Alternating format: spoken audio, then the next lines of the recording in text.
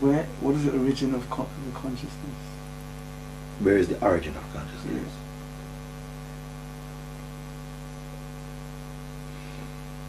Yes. It cannot be pointed out spatially. It cannot be pointed out.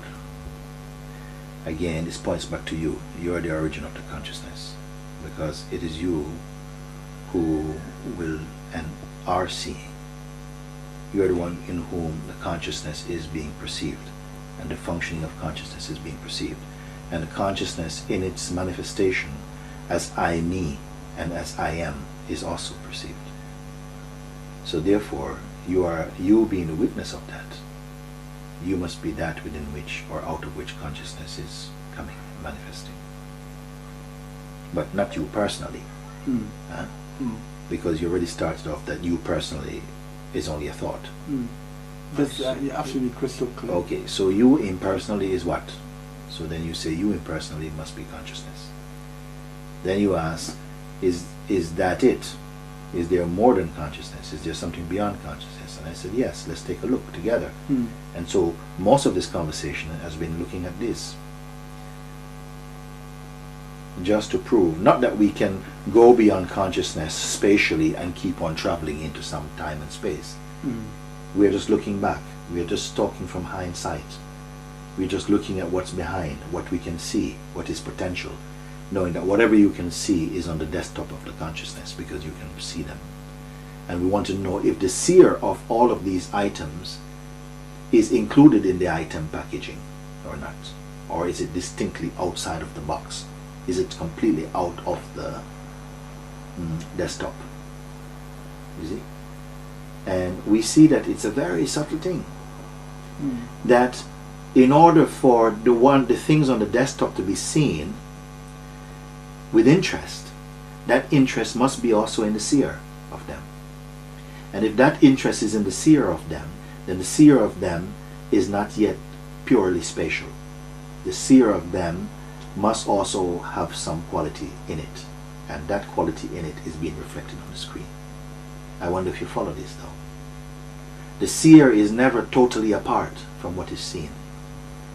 What I mean by the itemized objects that of perception can only come into view with the belief in them that happens in the seer of them.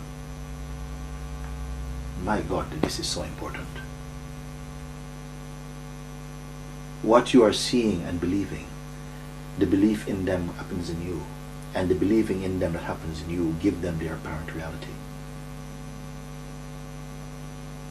What is the option apart from that? What is left?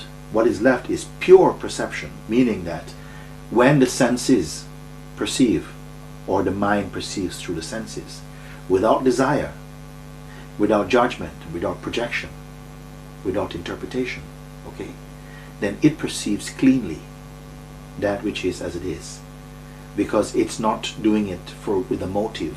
It doesn't want to take something out of it. It's not personal. You see? So that seeing is clean.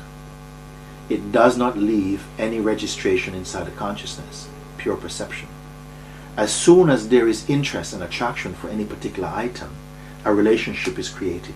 And as a relationship is created, okay, then there is potency in the object and in the perceiver of the object. So if the perceiver of the object is interested in the object, that perceiver is also quality. And a quality is not self-perceiving. My God. Let me finish. Okay. So both the perceiver of quality and the perceived quality are two aspects of one thing.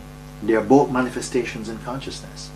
The consciousness which perceives them both, meaning that perceives the object of perception and the apparent subject of the perception, which then turns out to be itself an object, assuming subjective position, are both objects in consciousness. And the consciousness which sees this is completely immaterial. You're going to have to contemplate this.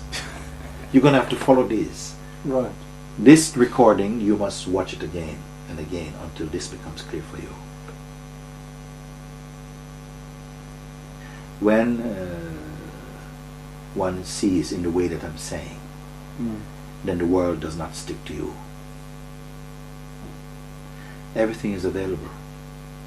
but nothing is burdening you down.